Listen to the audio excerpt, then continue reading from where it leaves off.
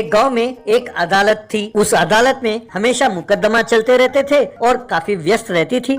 उस अदालत के बाहर एक ठेला था। उस ठेले का मालिक मंगेश चाय के साथ साथ अनियन राइस बनाकर बेचता था।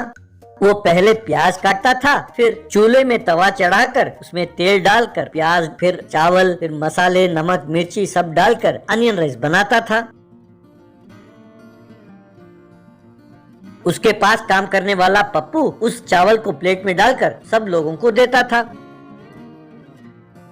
अनियन राइस खाने के बाद वहाँ चाय पीने की सबको आदत पड़ गई। पप्पू का काम था ग्राहकों को अनियन राइस परोसना और चाय पिलाना, फिर प्लेट और बर्तन मांजना। इतना ही नहीं, कचहरी में कर्मचारियों को भी वो जाकर चाय पिलाता था।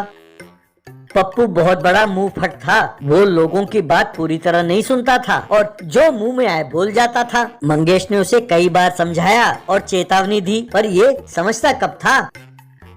एक दिन एक व्यक्ति वहाँ अनियन राइस खा रहा था, तब पप्पू उससे, अरे भैया, तुम्हारा काम मजेदार है। कल मैंने तुम्हें बाइक में पीछे जबरदस्त फिगर को बिठा के ले जाते हुए देखा। भाई वाकई तुम कमाल के हो भैया, क्या लड़की पटाई है। ये सुनते ही उस आदमी ने पप्पू को जोर से थप्पड़ मारा और, कमीने, वो मेरी बहन है, पहले जान लो कौन है, फिर बात करो, कमजर्फ। एक और दिन एक आदमी और एक औरत ठेले के पास आए। पप्पू उन्हें देखकर, अरे वाह, आप दोनों की जोड़ी तो तोता मैना की जोड़ी है। आप चाय पियेंगे या अनियन राइस खाएंगे, कहिए मैडम। ऐसा कहा। तब उस औरत ने पप्पू को जोर से थप्पड़ मारा और कहने लगी, तुमसे किसने कहा कि हम पति पत्नी हैं? तब उस आदमी ने भी उसे थप्पड़ मारा और कहने लगा, अरे मुंह फट, तुम दूसरों के मामले में दखल क्यों देते हो, हम दोनों दोस्त हैं। यूं कहकर दोनों गुस्से में वहाँ से चले गए। मंगेश, अच्छा हुआ, अपनी जुबान को काबू में रखो, तुम कभी नहीं सुधरने वाले, अपनी ये हरकतें कम करो, कहकर डांटा। एक दिन पप्पू कचहरी में चाय सप्लाई करके वापस लौट रहा था, तभी उसने दो व्यक्तियों को बात करते हुए सुना। पप्पू ने उनमें से एक व्यक्ति को पहचाना और कहने लगा, भाई साहब, आप मिर्जापुर के हैं ना, आपका नाम बलबीर है ना। भाई साहब, आपने मुझे पहचाना। वो व्यक्ति, हाँ हाँ भाई, तुम्हारा चेहरा जाना पहचाना लग रहा है। अरे भाई, तुम पप्पू हो ना। भाई तुम काफी बड़े हो गए, तुमने बहुत पहले गांव छोड़ दिया था। तुम कैसे हो, क्या कर रहे हो आजकल। पप्पू, अरे वाह भाई साहब, आपने तो मुझे पहचान लिया। मैं अच्छा हूँ भाई साहब। वो देखिए, वो ठेला मेरा है, आइए। तब बलबीर, अच्छा, ठेला लगाया है, बड़ी खुशी की बात है। तब पप्पू, ना भाई साहब, मैंने ठेला नहीं लगाया, मैं तो वहाँ काम करता हूँ, आइए भाई साहब। कहकर उन दोनों को ठेले के पास ले गया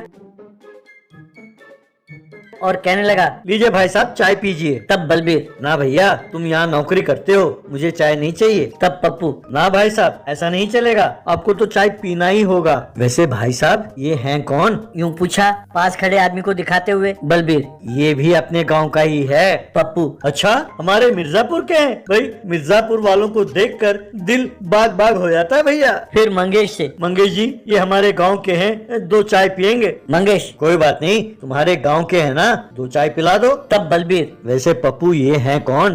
पप्पू, यही इस ठेले के मालिक हैं। लीजिए भाई साहब, चाय पीजिए।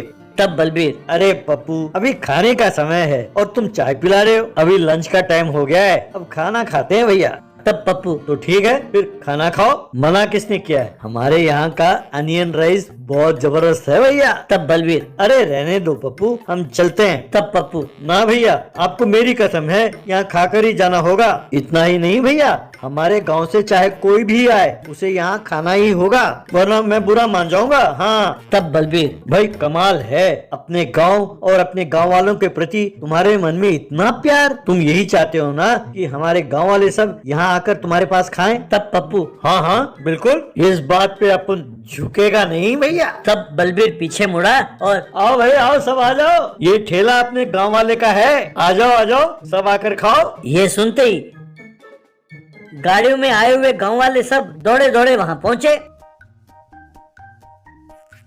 ये देखकर पप्पू दंग रह गया। सब ठेले से प्लेट उठाने लगे और उसमें अनियन राइस डालकर खाने लगे।